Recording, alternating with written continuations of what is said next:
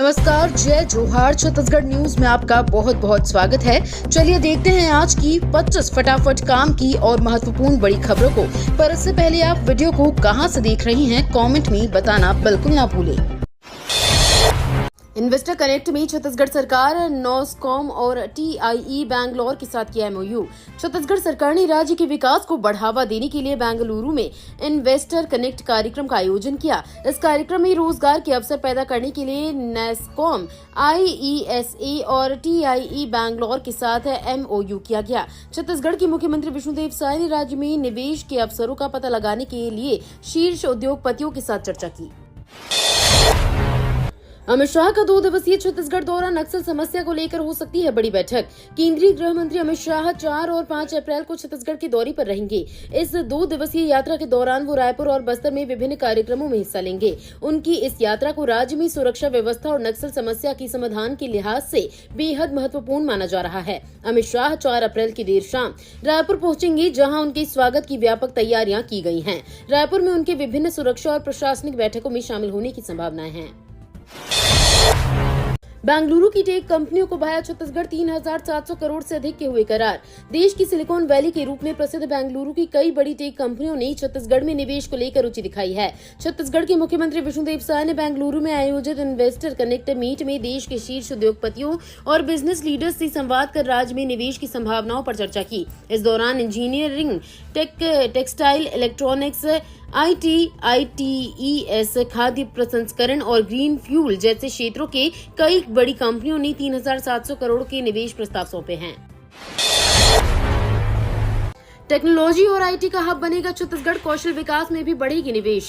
छत्तीसगढ़ जल्द ही IT और technology hub के रूप में उभरेगा। छत्तीसगढ़ सरकार और नैस्कॉम के बीच एक महत्वपूर्ण समझौता संपन्न हुआ है, जिससे छत्तीसगढ़ में कौशल विकास में निवेश बढ़ेगा। मुख्यमंत्री विष्णुदेव साय ने इन्वेस्टर कनेक्ट मीट में नैस्कॉम के उपाध्यक्ष श्रीकांत श्रीनिवास व अन्य प्रतिनिधियों से मुलाकात की और राज्य की कौशल विकास के क्षेत्र में अपार संभावनाओं को रेखांकित किया।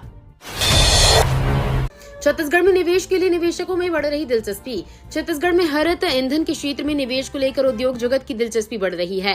बेंगलुरु में आयोजित बैठक में मुख्यमंत्री विष्णुदेव साय ने GPRS आर्या प्राइवेट लिमिटेड के दीपक अग्रवाल ने मुलाकात कर बताया कि उनकी कंपनी राज्य में पराली से कंप्रेस्ड बायोगैस बनाने की दिशा में तेजी से काम कर रही है। उन्होंने कहा कि छत्तीसगढ़ के विभिन्न जिलों में CBG प्लांट लगाने की योजना है, जिससे किसानों को फसल अवशेषों से अतिरिक्त आमदनी मिलेगी और प्रदूषण में भी कमी आएगी। धर्मांतरण के खिलाफ जल्द बनेगा सख्त कानून। छत्तीसगढ़ में धर्मांतरण को रोकने के लिए प्रदेश की विष्णुदेव साय सरकार जल्द ही सख्त कानून लाने की तैयारी कर रही है। इसकी जानकारी खुद गृह मंत्री और डिप्टी CM विजय शर्मा ने दी है। उन्होंने साफ कहा कि धर्मांतरण को लेकर छत्तीसगढ़ में जल्द कड़ा कानून आएगा। अगले विधानसभा सत्र में धर्मांतरण पर कानून लाया जाएगा। मालूम हो कि छत्तीसगढ़ में धर्मांतरण को लेकर लगातार कानून लाए जाने की मांग चल रही है। साय सरकार का छत्तीसगढ़ में ग्रीन एनर्जी निवेश बढ़ाने का प्लान, पराली से बनेगा हरित ईंधन।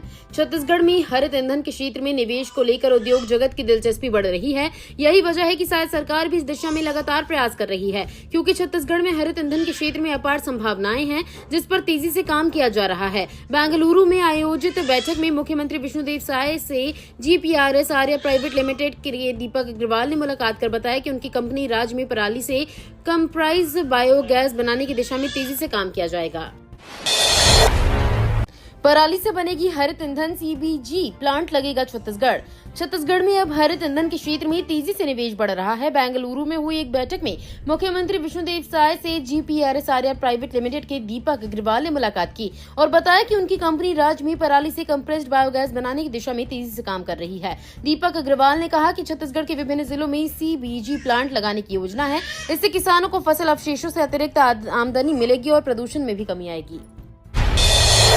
गोकुलदास एक्सपोर्ट्स का छत्तीसगढ़ में निवेश प्रस्ताव, टेक्सटाइल उद्योग को मिलेगी नई रफ्तार।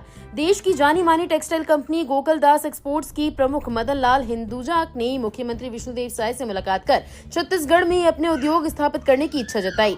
गोकुलदास एक्सपोर्ट्स टेक्सटाइल और गारमेंट्स मैन्युफैक्चरिंग में अग्रणी कंपनी है, जो देश विदेश में अपने उच्च गुणवत्ता वाले उत्पादों के लिए जानी जाती है। कंपनी ने छत्तीसगढ़ में वस्त्र निर्माण इकाई लगाने का प्रस्ताव दिया, जिससे हजारों स्थानीय युवाओं को रोजगार के अवसर मिलेंगे। बिना टिकट यात्री पर रेलवे की कड़ी कार्रवाई, 3 दिनों में वसूला 17 लाख रुपए का जुर्माना।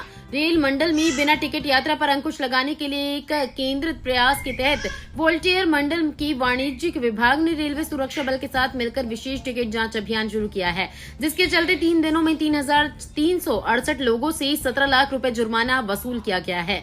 वोल्टियर की मंडल रेल प्रबंधक ललित बोहरा ने इन पहलों के महत्व पर जोर देते हुए कहा कि इसका प्राथमिक लक्ष्य सभी स्टेशनों पर यात्रियों के लिए आरामदायक और सुरक्षित यात्रा अनुभव सुनिश्चित करना है। जिला अस्पताल में डायलिसिस की 6 यूनिट बढ़ाने की घोषणा। स्वास्थ्य मंत्री श्याम बिहारी जायसवाल चंदूलाल चंद्राकर मेडिकल कॉलेज अस्पताल में निरीक्षण करने पहुंचे। सबसे पहले हिस्टोलॉजी विभाग पहुंचे, इसके बाद बोले कि अब आगे के बारे में एमएस बताएंगी कि कहां क्या क्या व्यवस्था है। इस दौरान मेडिकल कॉलेज अस्पताल में एक मरीज इलाज के लिए पहुंचे। उन्होंने आयुष्मान काउंटर में जाकर तुरंत उस महिला का कार्ड बनाने को कहा। राशन कार्ड धारकों के लिए बड़ी खुशखबरी, लागू हुआ ये नया नियम। राशन कार्ड धारकों के लिए अच्छी खबर सामने आई है। दरअसल हर महीने सरकारी चावल लेने के लिए लंबी लंबी लाइन लगानी पड़ती है। इस समस्या से लोगों को सुविधा देने के लिए दुकानदारों के लिए नया नियम लागू किया गया है, जिसके तहत नया राशन दुकान खोले जाएंगे। राजधानी रायपुर की आबादी तेजी से साल दर साल बढ़ती जा रही है। इसके साथ ही सरकारी योजनाओं के तहत राशन लेने के लिए राशन कार्ड भी बढ़े हैं। सेना की तैयारी कर रहे युवाओं को मिलेगी ट्रेनिंग। कोंडा गांव में 30 मार्च से शुरू होगा निःशुल्क सैन्य प्रशिक्षण। कोंडा गांव में अग्निवीर और अन्य सुरक्षा बलों की भर्ती की तैयारी के लिए निःशुल्क सैन्य प्रशिक्षण का 7वां चरण 30 मार्च से शुरू होने जा रहा है। अखिल भारतीय पूर्व सैनिक सेवा परिषद कोंडा गांव की ये पहल युवाओं को सशस्त्र बलों में करियर बनाने का अवसर प्रदान करेगी। पूर्व सैनिकों द्वारा दिया जाने वाला ये प्रशिक्षण युवाओं को शारीरिक और मानसिक रूप से मजबूत बनाएगा। इससे भी अग्निवीर और अन्य सुरक्षा बलों की भर्ती प्रक्रिया में सफल हो सकेंगे। राजनांदगांव के मेडिकल कॉलेज में मिलेंगी नई सुविधाएं। 30 करोड़ की एमआरआई मशीन होगी स्थापित।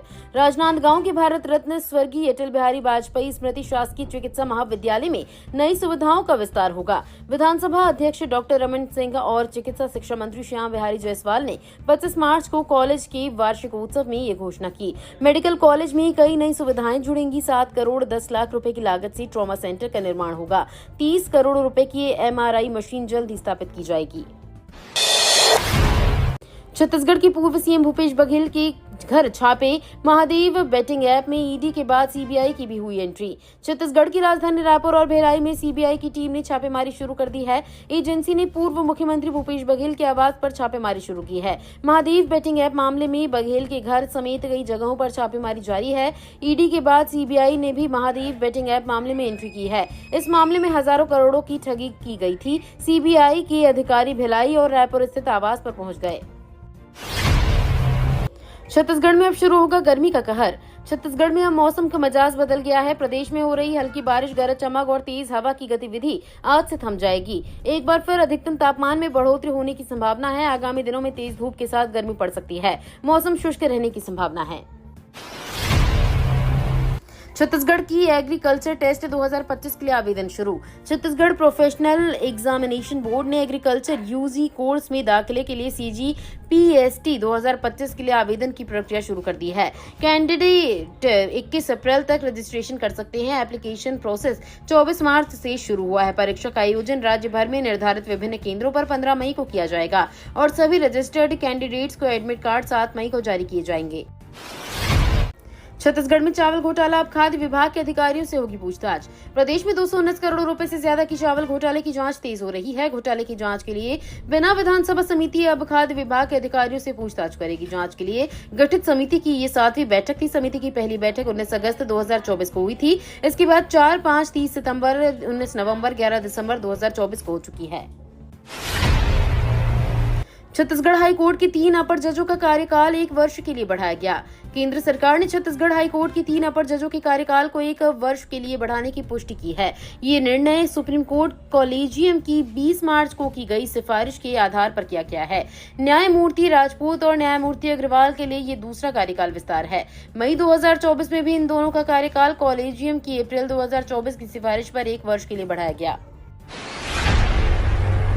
नई शराब दुकान खोलने का विरोध, सड़क पर उतरी महिलाएं। छत्तीसगढ़ में 67 नई शराब दुकानें खोली जाएंगी। इसे लेकर अब जिलों में प्रक्रिया शुरू हो गई है। इस बीच लगातार विरोध की खबरें भी सामने आ रही हैं। बलौदा बाजार के बाद बालोद में नई शराब दुकान खोलने को लेकर महिलाएं सड़क पर उतरकर प्रदर्शन किया। कहा कि शराब दुकान खोलने से माहौल खराब होगा, हम नहीं इसकी इजाजत देकर बर्बाद नहीं चाहते।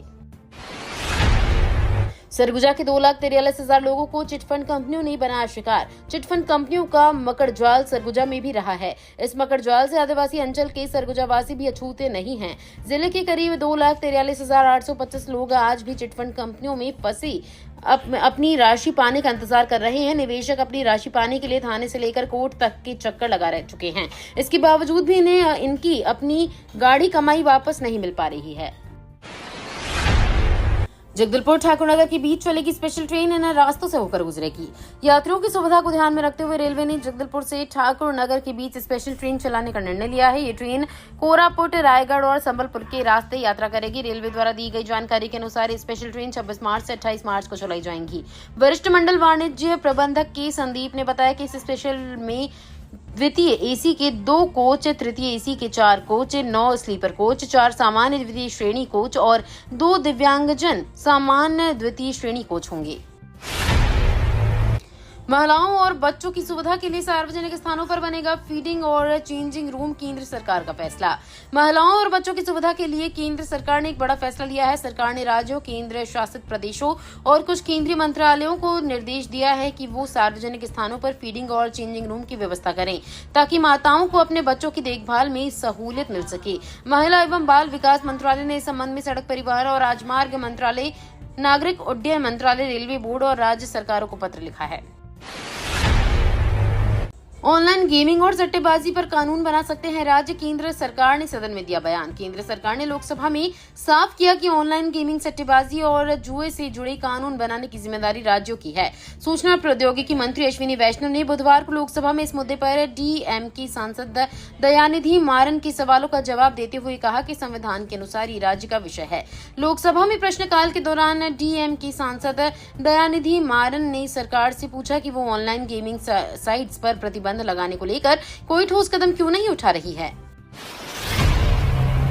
महंगाई रोकने के लिए केंद्र सरकार का बड़ा फैसला। केंद्र सरकार ने गेहूं की महंगाई रोकने के लिए बड़ा फैसला लिया है। सरकार ने 1 अप्रैल से सभी राज्यों और केंद्र शासित प्रदेशों में व्यापारियों, थोक विक्रेताओं, खुदरा विक्रेताओं, बड़ी श्रृंखला में खुदरा विक्रेताओं और प्रसंस्करणकर्ताओं को https://wsp/login पोर्टल पर गेहूं की अपनी स्टॉक स्थिति देने को कहा है। हर शुक्रवार को ये जानकारी वेबसाइट पर देनी होगी।